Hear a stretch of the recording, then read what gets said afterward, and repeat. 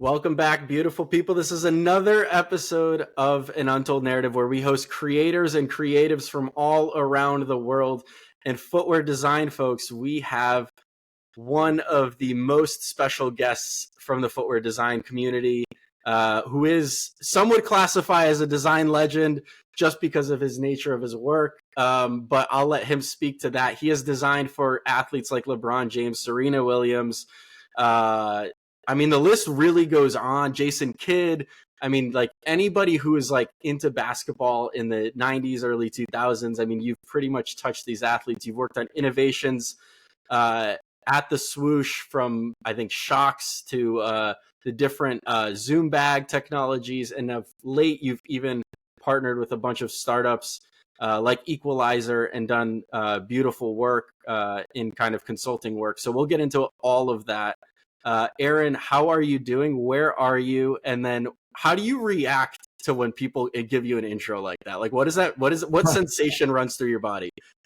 No, I appreciate that. Thank you, David, for having me on. And thanks to all the listeners. Appreciate everybody that just enjoys to learn and whatever I can do to help teach and guide and mentor and inspire. I'm here for it. So thank you again for having me on. I'm in Portland. I'm still in Portland. I've been here for 30 years. Started at, I went to Art Center, College of Design, became industrial designer, was Nike's first intern back in 1994. And then, they offered me a full-time job, and I've always been an athlete growing up. I've always played. I've always played the games of sport, which I loosely define back then, especially because I never really competed in many sports, but I played them all as the game that many of us played the game of basketball, but I don't think you could define it as the sport because we made up some of our own rules. Just the ability to take that love, that passion I have with the love and passion of design, and then go to a brand like Nike back in the early 90s when it was just really kind of getting started, to be honest, it was a bit of a dream. And spent 25 years living that dream. And then about 5 years ago, left to get deeper into human performance, because that's ultimately my biggest passion, both external augmentation and internal performance. So after Nike for 25 years, I went 2 years into underneath the skin. So I spent 25 years on top of the skin, went 2 years underneath the skin with a health technology company. They're now I went to go help build them into a health technology company. They're a supplement company called Thorne. So that was 2 years. And then during that time, startups, other companies got a hold of me. I started doing some work for them, advisory work, consulting work, design work, you name it, in all facets of performance, and then a lot of footwear, of course. And that's just kind of what I've now been able to pencil out and continue to doing. And that's, like you said, I'm doing some work for the company called Equalize. Just enjoying it. So you've, if anybody, a lot of our listeners I mentioned off camera is starting out their career, in the first, let's call it 5 years of their design careers or fashion careers, or just are struggling to even land a job, right? In this economy, in this market. You've now, over the past quarter, 100 years, 25 years in doing this, what's missing from your life? You've worked with anybody's dream, right? You said living out your own dream. Like, what's missing from your life at this point? That is a really good question. That might be the question you were looking for that nobody's asked me. It's funny. I've always been a goal-driven person, even as a kid. Maybe that's kind of my athletic genetics, if you will, because I never really was a competitive athlete. I did compete. My two sports I competed in was BMX and soccer. I grew up I grew up as a preacher's kid, so we didn't have a whole lot of money. And so I ended up making my own money to buy my own race bike. And then, it was just a matter of, and actually my best friend raced. And so I would go to the races with him, and it was just an entrance fee. So I would work during the week to get the entrance fee, and then race on the weekend. And that was when I was, from ages, I started when I was 8 and then finished when I was 12. Actually 13. And it was actually my claim to fame in sport is I was at one point the Washington State champion. Okay. Number 1 in Washington. And then another goal was to get a job offer before I graduated, so I didn't have to go through all of because an internship, for all those listening, if you have the potential of getting an internship, that's the way to go. I mean, it's a long-term interview. And you're both, they're interviewing you and you're interviewing the company, in a sense. Like, you may, after a few weeks, realize, wow, this isn't the place I want to work, or this isn't the type of work situation I want to be in. So I wanted to do that between consultancy and corporate. And then, so I wanted to have a job offer. Nike actually offered me a job before I left that internship. I did I worked at a design consultancy called IDEO. Mm-hmm. And at the time, well, I think they still are probably seen as the best consultancy in the world. They ended up counter offering. So I had 2 offers before graduating, and I had to make a decision between, consultancy life in California or, corporate life in Portland, Oregon. And it was really sport that was the tipping point. And the people that I worked with, I mean, were since all athletes. They were all driven to work hard and play hard. And it was one big open swimming pool. Like, nowadays there's like swim lanes, especially in the corporate world. Like, you got to stay in your swim lane. I'm not a lap swimmer. Like, I don't enjoy that. I like to go to the pools where, my responsibility is to bring the beer or bring the music or bring the pool toys or whatever it is. And then somebody else's responsibility is to do, other facets of that. But we all share or my role, I guess I should say, is to bring something. But we all share the responsibility of something bigger than ourselves. And that's what Nike was all about back then. And that's what I fell in love with. And that's why I took the job and stayed there for 25 years.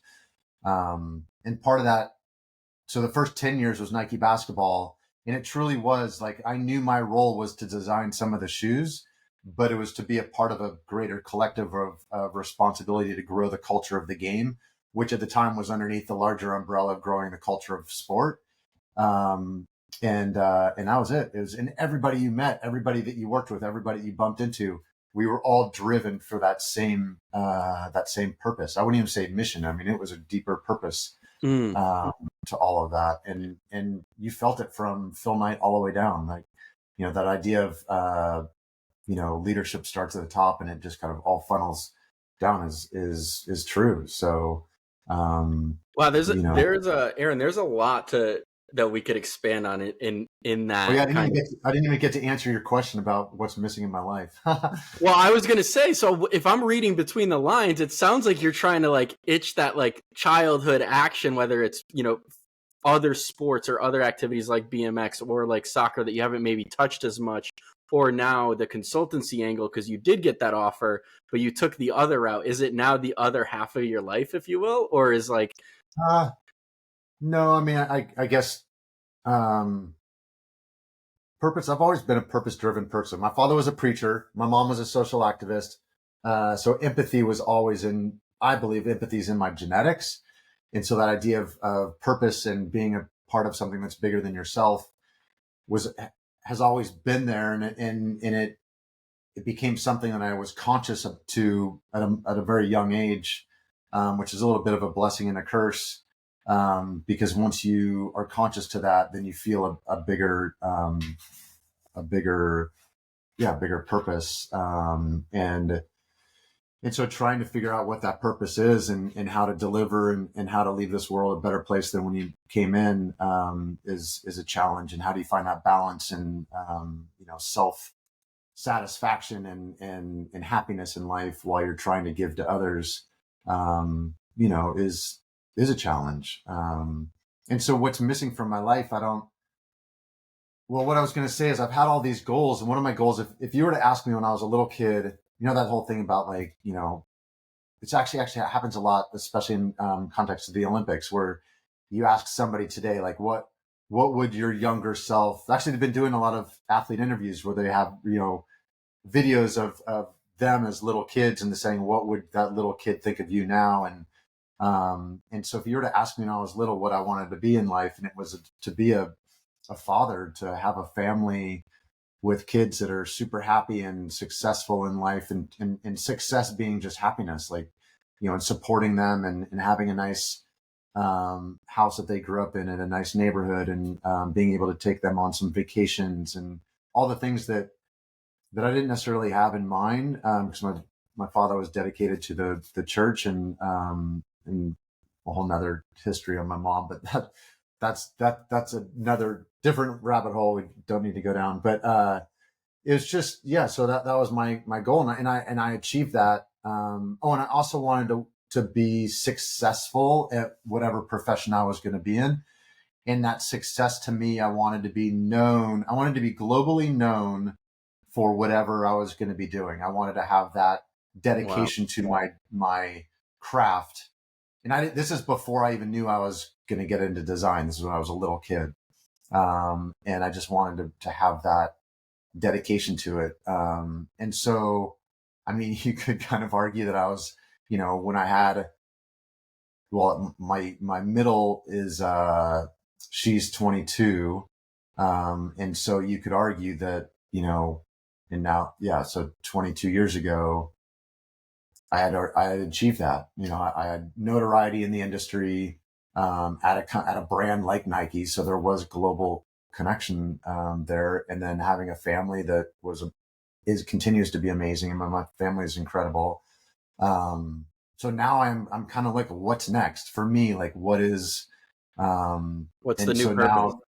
Now, my new purpose, and funny, like I'm starting to lean into, and knock on wood, I don't need it to happen anytime soon, but I do look forward to being a grandparent, and because I love mentoring.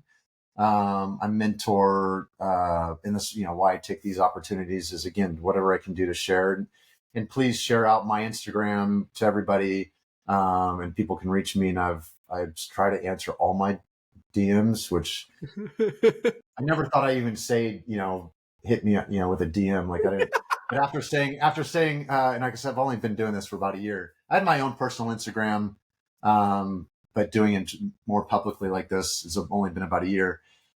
And then after saying, send me a direct message. Like after saying that a few times, you're like, okay, hit me with a DM. It's just a mouthful, right?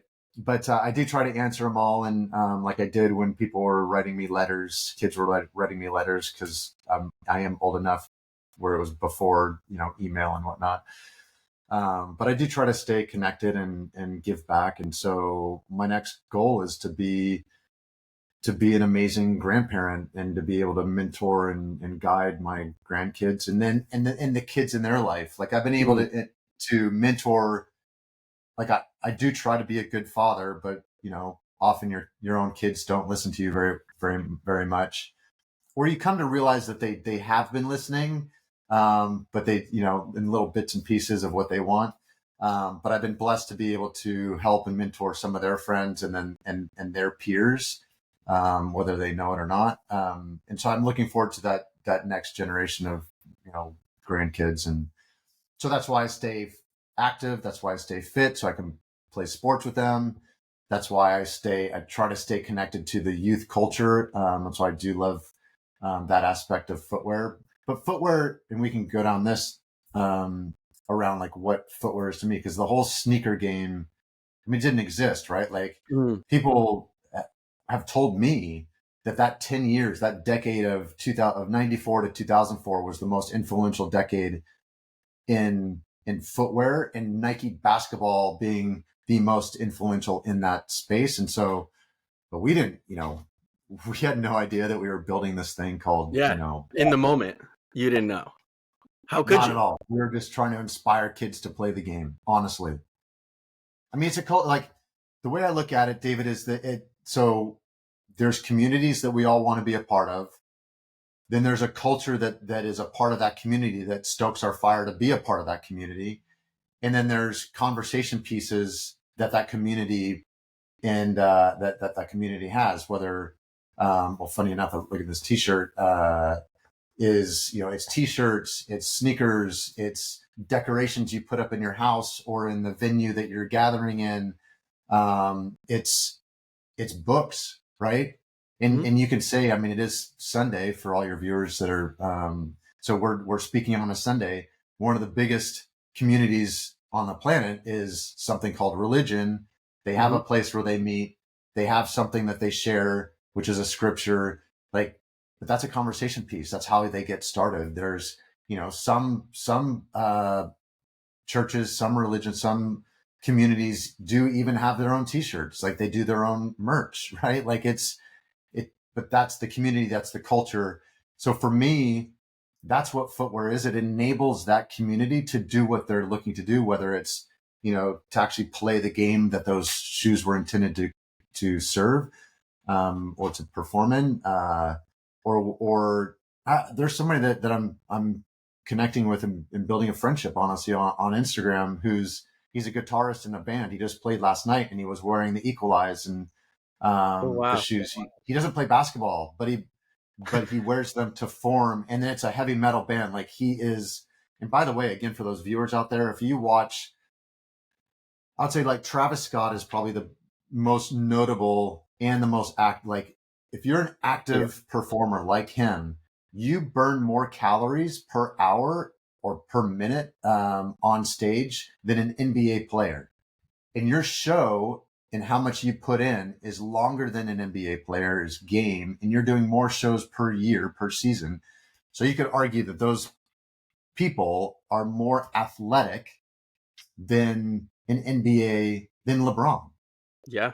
Like that's insane. So the fact that he was inspired by the shoes that I helped create to then perform in the space and on the stage or the court that he performs on. Like, that's why I do what I do, like to stoke his fire and inspire his community. That is an amazing story. So thank you for sharing that, because like this day and age, I feel like a lot of products that are created rarely see the actual environment that they're intended for. And then those communities kind of, whether it's aesthetics or whether it's the brand, they kind of apply it to their own life and whatever that means to them.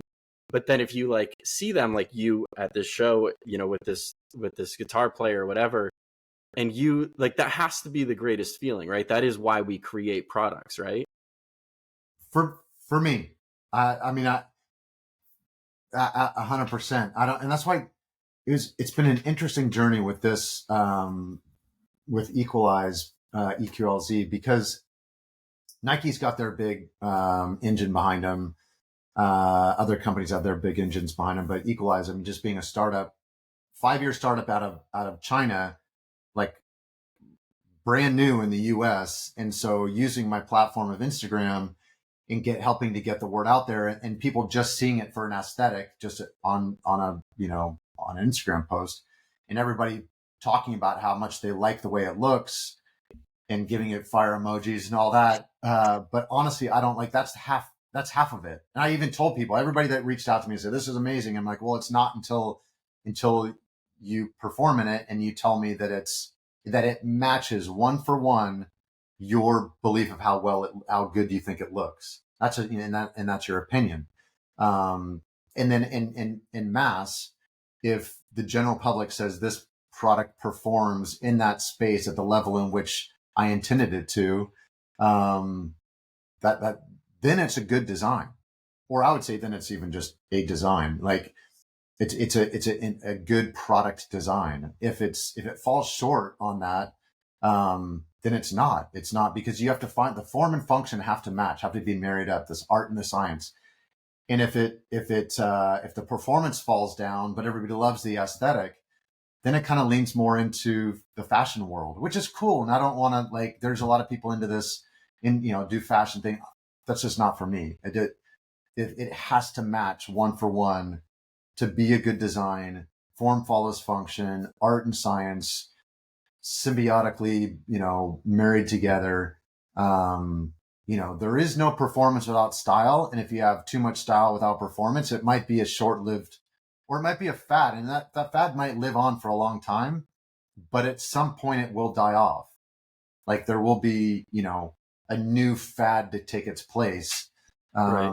But if you have beautiful design that matches with high performance, I mean, that is the foundation of longevity. Yeah. I mean, so for those watching on YouTube, I do have the sneaker.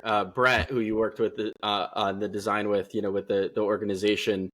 I did an unboxing on YouTube for those. I'm going to plug myself. You can go check it out. I go through all the design details. There's a ton of design details on the tooling and the sole design on the upper. It's honestly like minimal, but it's packed with like different nuances and details in the way it's sculpted. And, I've heard you say, and I asked Brett in text, I was like, what separates, this product from others and working with Aaron? And he said, Aaron's religious about the millimeters. And you're on record of going on other podcasts saying the same thing.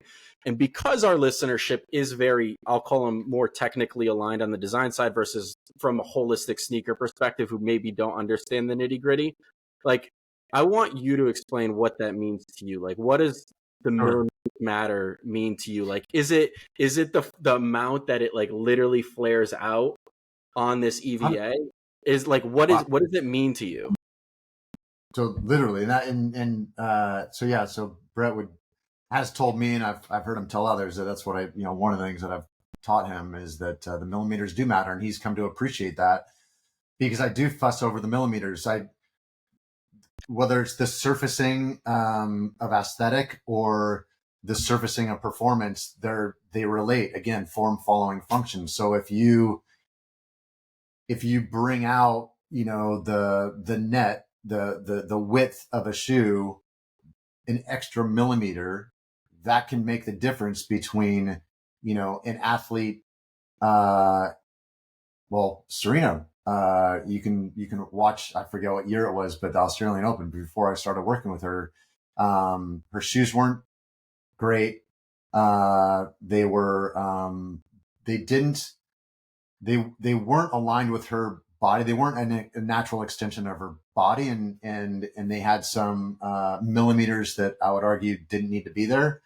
And millimeters also equate to weight too, right? So, in a game that an athlete plays that has the duration, especially in tennis, and you're starting to get tired, and you're moving across the court, if that extra millimeter just brushes a tennis court, because it's so abrasive, and her ankles aren't the strongest, like she rolled an ankle, she turned her foot, and if that shoe were, if somebody had really kind of nuanced the millimeters, maybe that millimeter wouldn't have been there. Maybe she wouldn't have rolled the ankle. Maybe she would have gotten the point. Maybe she would have gone on and won the Australian Open.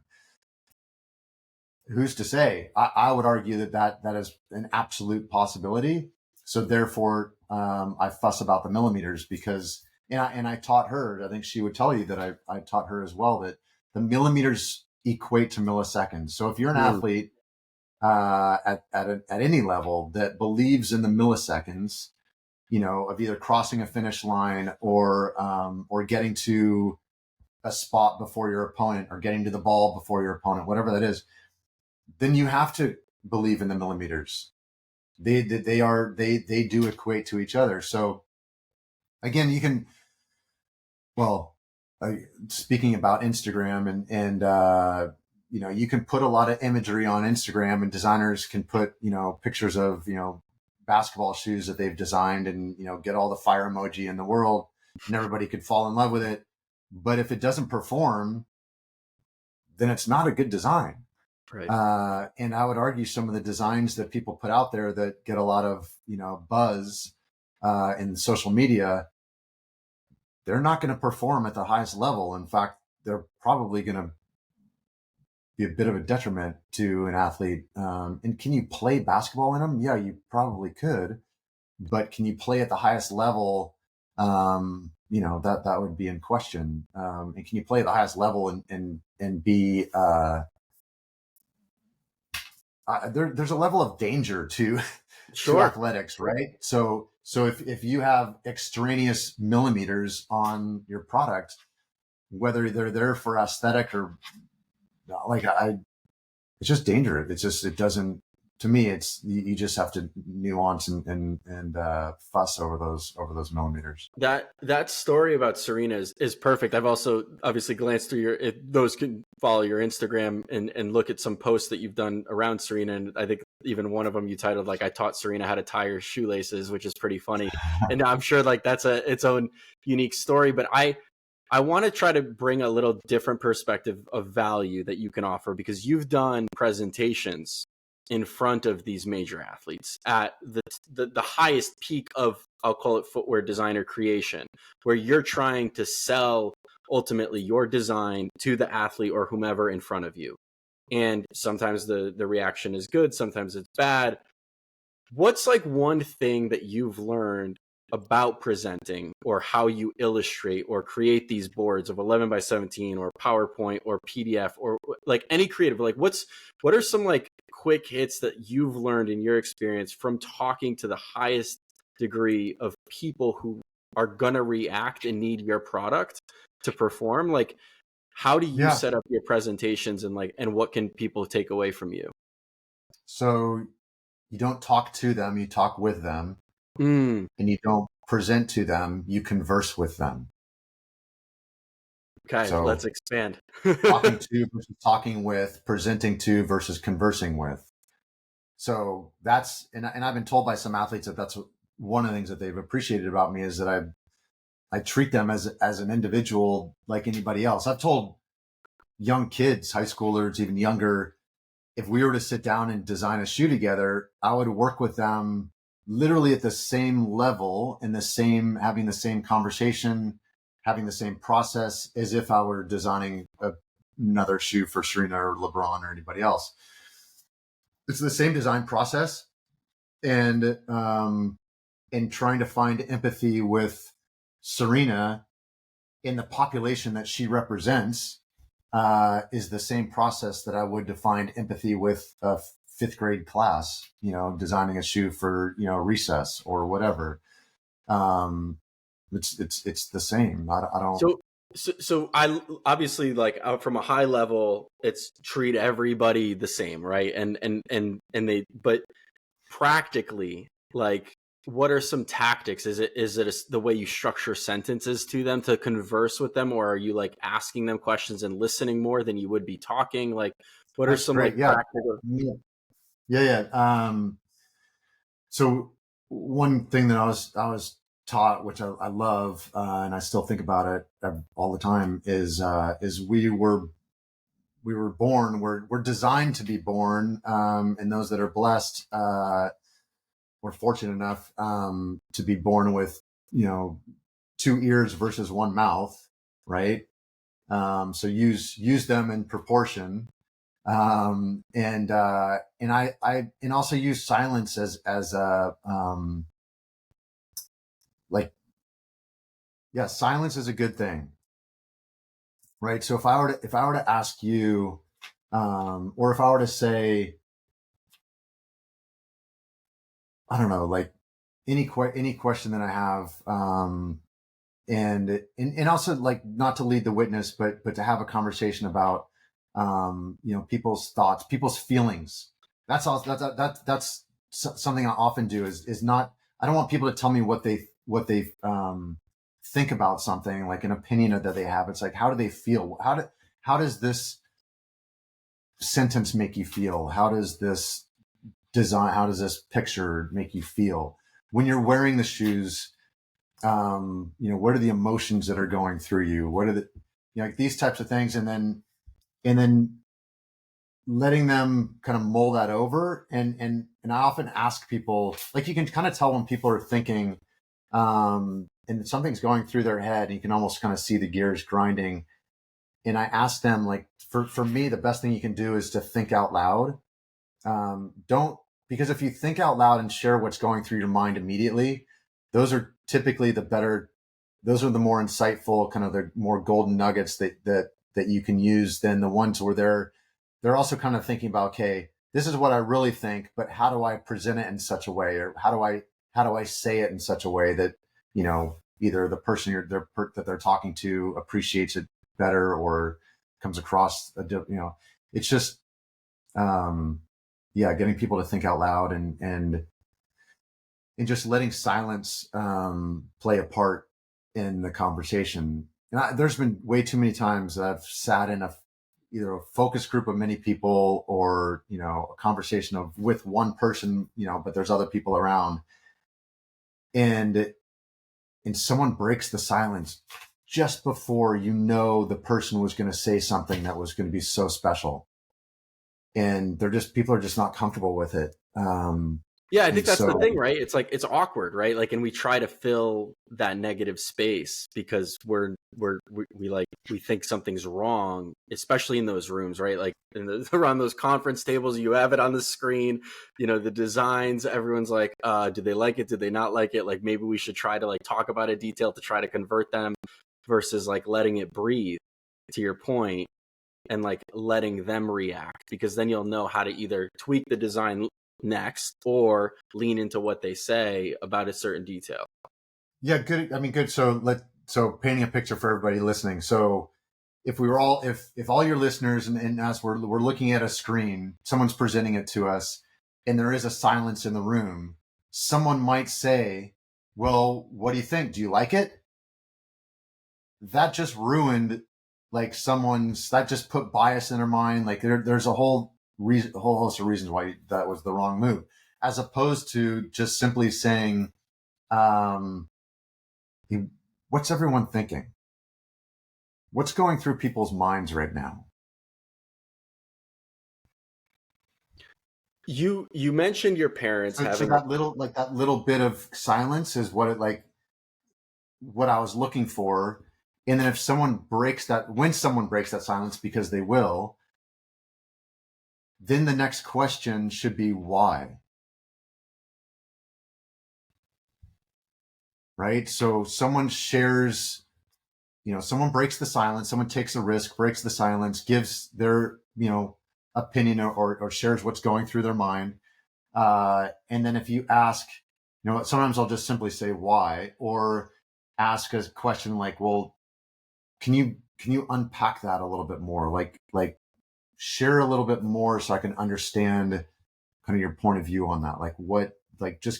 I love that phrase about unpacking, like just, go a couple more layers deeper than what you know what I mean? Like just getting somebody to, because it's like the analogy of peeling the onion, like, right. You got to get down to that real nugget of that insight, because typically the first thing that somebody says that's the last thing you want to write down. It's 3 layers deeper of, okay, why did you say that? Oh, okay, that's interesting, tell me a little bit more. Oh, that's interesting, why do you say that? Okay, keep going and going and going, and then eventually you'll get to, here's a good example. This is a true story. So there's an athlete who currently competes in, or did, I think she still does, competes in pink footwear. And the company that she's sponsored by has marketing people that will tell you that pink is her favorite color. And so therefore, that's why her shoes are pink. Well, if you had dug just a little bit deeper, the reason why marketing made those shoes in pink is because when they presented the shoes to her, out of the 4 colors that they presented to her, the pink ones were the ones that she hated the least. Yeah. Wow. So from as I was shared the story, when she was presented the shoes, she was simply asked, which ones do you like the best? And she said the pink ones, but she was just trying to be nice. She's like, she probably should have said, well, I hate them all. but it was the pink ones she hated the least. So therefore, they were the ones that she liked the best. And so therefore, marketing left the conversation with the idea that pink was her favorite color. I won't tell you the athlete, I won't tell you the brand, I won't even tell you the sport, but that stuff happens. I've been in those situations, and I'm like, well, wait a minute, hold on. And I've luckily been in the room. Like, hold on. Share a little bit more. Why? And then they reveal, well, and simply in this case, the athlete might have said, well, because that's the only, like, if I had to wear one of them, that would be the one I would wear. Well, why do you say that? What do you mean if you had to? Well, because I don't even like that one. Oh, wow. So you like share a little bit more. Well, actually, you're showing me 4 colors that I don't like any of them. Pink is the one that I, dislike the least, but my favorite colors are X, Y, and Z. Oh, that's interesting. Why? Oh, well, color X is because of this story. Color Y is because of that story. Color Z is because of the, oh, that's interesting. Tell me more about X. Like, dig into it. And then all of a sudden you create something that, is a new color, has a story behind it. The athlete is now super stoked to wear it. Like, it's not, it really isn't rocket science, but it's just, it's gaining the tools to learn how to be more empathetic with the people you're trying to serve. Well, Aaron, I want to dig into that. Speaking of digging in, right? Like most people, like I think you're right in the sense that they lack that understanding, especially around feelings, empathy, having that human connection with somebody versus just doing the job. You mentioned your parents, you've referenced them a few times of having this massive influence on you. Like, not everybody has that. And so, like, if this has worked for you, tried and true, and it sounds like it has, and it's worked for me myself in my career, and like we know that being a good person and listening and digging deeper and like really trying to extract these meaningful conversations versus just doing your job and crossing it off the list and getting to the next stage, like where can people like learn these fundamentals, right? Because it's missing. It's like and like it's not, yes, you can go watch YouTube videos. Like, are there books that you've encountered? Like what's something tangible people can do? Oh, that's a good,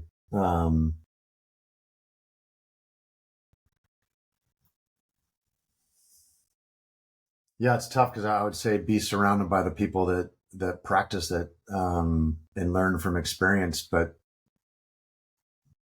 honestly, I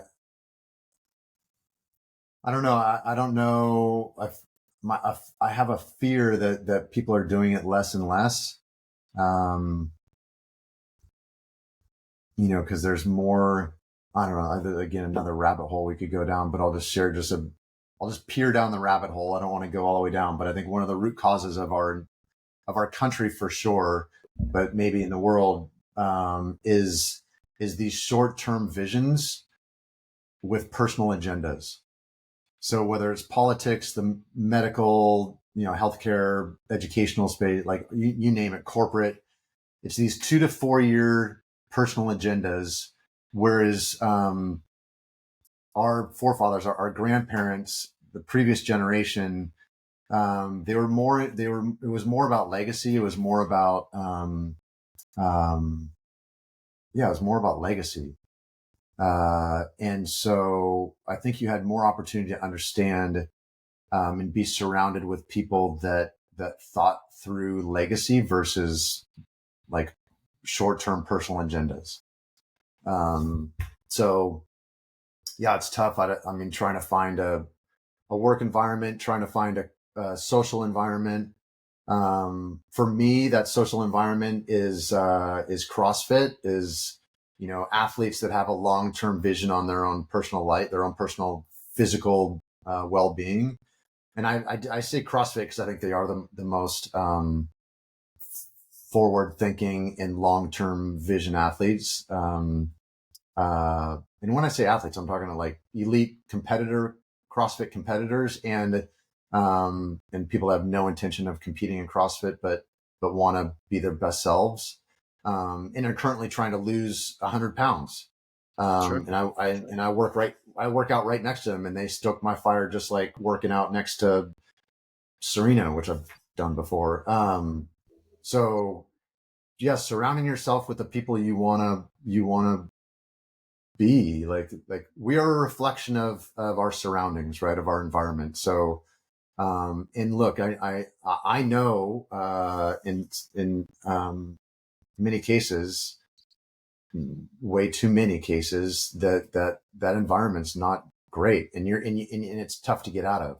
You may not even be able to get out of it for an extended period of time, but whatever you can do to get out of that for even a small amount of time, you got to find those opportunities. So again, athletics is one, church is another. Like I did grow up, a preacher's kid, but I didn't grow up religious. I grew up spiritual, I guess. I grew up with the idea of,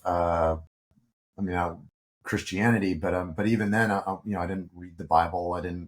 But I appreciated the space. I appreciated the community. I appreciated the culture behind it and what it meant. And even then, you have people. There were people in my dad's church that I would never want to be around. Just did not care for them as an individual. I thought they were hypocritical and not awesome. And so, there are those people, and you can be in an environment that is a great one, but then there's also some people that aren't, that you need to stay away from. But yeah, just surrounding yourself with people that you want to. Birds of a feather eventually flock together. So go find your flock. Go find the flock that you want to be a part of. I want to lean into the athletic side, because for those who have listened to, I'm going to say over the past 20-ish episodes, I've brought this up to a few guests specifically. I have a thesis around creativity where people who practice motion or movement, regardless if that's jujitsu, running, you mentioned CrossFit, soccer, they have a side to them where they like grind it out for just personal benefit, health, and movement, and then potentially community if it's a team sport or whatever it is. You mentioned your community at CrossFit. They tend to be better creatives, and I like follow these people. And like, again, speaking of environment, like I've honed in the people that I follow and I consume their content to be like-minded like myself. And I have this thesis where like, if people are doing this extracurricular that has longevity to it and like influences their health and their stamina and frees their mind a little bit, they tend to be better creatives. Do you agree, disagree, thoughts? Oh, I would tell, never say never, and science often gets tweaked along the way, but there are scientific white papers that prove that. So there's no argument for me. There's no conversation for me. It's fact. Okay. Because it's been studied. I mean, play is the foundation of creativity.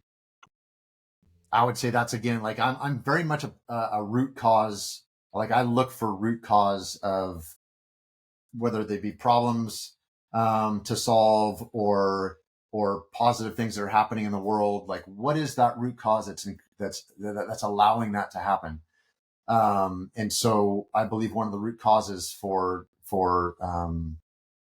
some of the problems in our country or in the world is the removing of play. And when I say play, I'm yes, physical play, but also stationary play, but creative, that play of movement, of whatever book clubs, yeah, exactly. But back to the physical side of things, the movement of play. Yes, that is a foundation of creativity, and creativity is the foundation of innovation, and innovation is what moves the human race forward. So if you connect all those dominoes together, there's an argument to say that for the human race to move forward, we have to continue to enable play. And if we disable play, then there will be no innovation. So they're tied together for sure. That right there, Aaron Cooper, I'm for sure clipping, because that was the best segment. That is like, if that didn't get the listeners inspired right there, like that segment right there, people, like the way you just broke that down, I've never heard it structured like that. So that was really, really amazing. I'm very honored to have your time and you kind of sharing so many different nuanced stories of your career and kind of what you're working towards and what you're working on. I have one last question for you. If we spoke in 6 months, what would we be celebrating? I love that.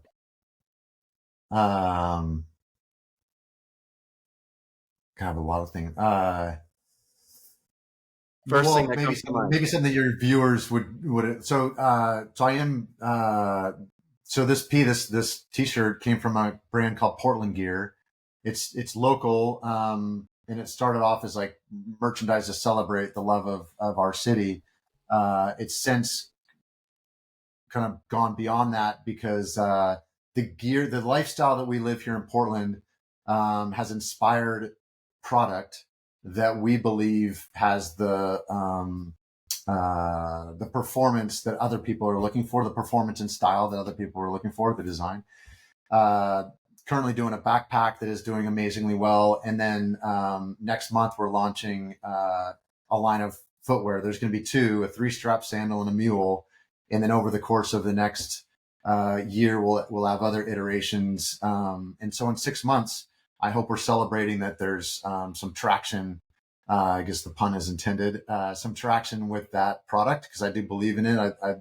I wear it myself. The 3-strap sandal itself, it's like I tried to bring good design to a product that it was space that I don't think, you have the Tevas of the world, which are amazing performance sandals, but it looks like you're going to go river rafting in them, or it looks like you're going to go, with the intention of to perform in them outdoors. I wanted to create something that, or you have like something from Nike that looks like you're trying to be, walking down a runway in New York or whatever. Sure.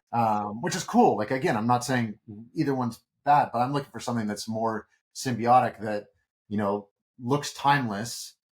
I'm very much into Japanese design. I love Japanese, the beauty of Japanese design, the form and the function of what they create, and so how to create a 3-strap sandal that has timeless design that can go into the river and be, in river rafting and hiking and has that performance even better than what I think is out there. So trying to bring that type of product to a brand that is enabling that type of lifestyle.